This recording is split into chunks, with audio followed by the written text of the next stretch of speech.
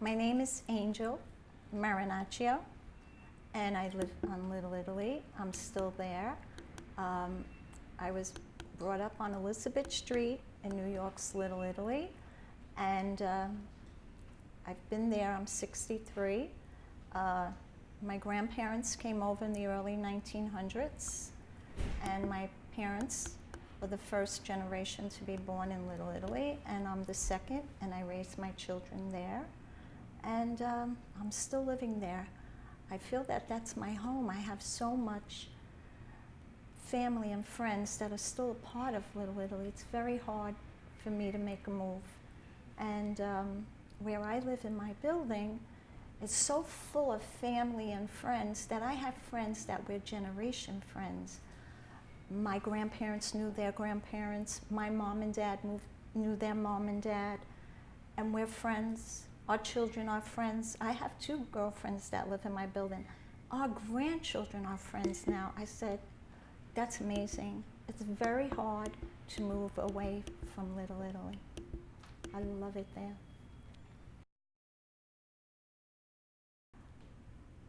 The cookbook came about, you know, we had so much family members that passed over the years, and I said their recipes are going to go away, and no one would ever know how they cooked, how they prepared, how we ate. So whenever I was around my family, I would ask them for a recipe, and of course they would get annoyed. What are you doing with this recipe? My friends or my family, please give me the pasta fazool from my cousin, or the rice balls from my other cousin Phyllis. And sooner or later, I gathered them up. Now, a lot of them don't measure with a measuring spoon or a cup. So everything was, you have to write the measurements down. But why? You know how I make it. One of my cousins said, well, let me measure. She said, well, to make the pasta fazool, I think I put 10 tablespoons of olive oil. So that was her way, so I kept it like that. And the recipes, as I'm writing them, sometimes I would cry, and my husband would say, what are you doing in that room? And I was just thinking of my aunt making that certain dish, or my husband's grandmother taught me how to make chicken soup. And I used to stand by her, and she used to tell me how many ingredients are supposed to be in there. And that's how it was. So just by my mindset, I said, I have to make this book. My son came with me, and we took a picture of a stove in front of Bellado's restaurant on Houston and Mott. And that was the same stove that all the grandparents had in Little Italy back in the 40s, I guess. On one side, you held all the pots and pans.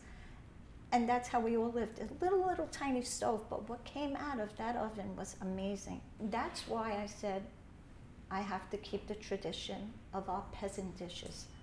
So that got me started, and I asked everyone for their first dish, and that's how the book came apart. The first book I wrote was called Be Home on Time When I Put the Water Up for Pasta.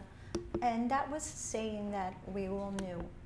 The water's up means they turn the knob of the stove so the water would stop boiling for the pasta. So growing up, we all went to Mass on Sunday, and you'd be waking up to the smell of frying meatballs cooking, because the gravy would be cooking for hours and hours. So we would go to Mass, buy Italian bread from the local bakery, and bring it up the house and have meatball sandwiches. And I remember my grandmother and my mom or my aunt would say, be home on time when I put that water up, because we're going, you know, once that macaroni's in, it gets very schwata, means mushy. And we have to have it al dente, so you have to be home at a certain time. And my husband says the same thing to me. What time you put the water up for pasta? Every Sunday. He mentions that, so. One of my favorite dishes is pasta aglio olio, which is garlic and oil. And it's a very simple, inexpensive dish to make. You use the best olive oil, a lot of garlic, and the best pasta, and you just mix it. When the garlic gets al dente, it gets that golden color, and you mix it all in. You put fresh chopped parsley and grated cheese, but it has a lot of spin-offs. You could put broccoli. You can make broccoli and the gabardines, the little gabardelli pasta, or you could make it with sun-dried tomatoes and black olives. You could put shrimp. You could do a lot of different things with that, just the base. My fried meatballs, I think every Italian household has on a Sunday. And if I'm not making them, one of my cousins come up, or they'll say, you want some fried meatballs, because it's like our tradition.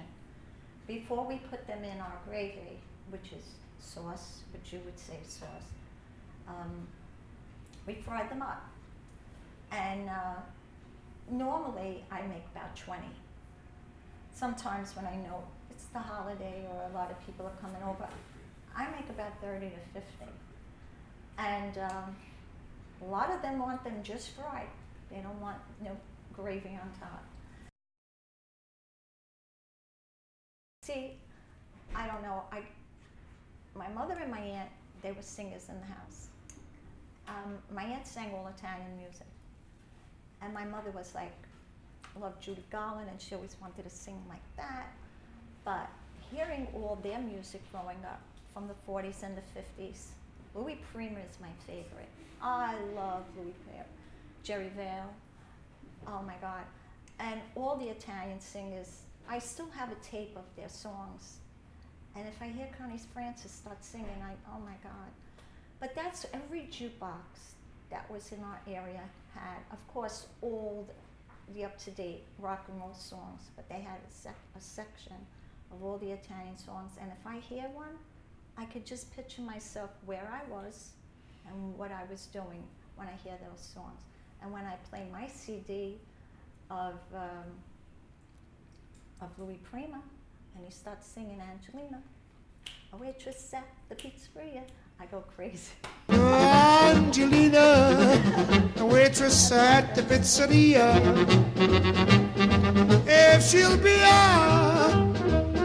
my cara mia, then I'll join in matrimony with the girl who serves spumoni, and Angelina will be mine.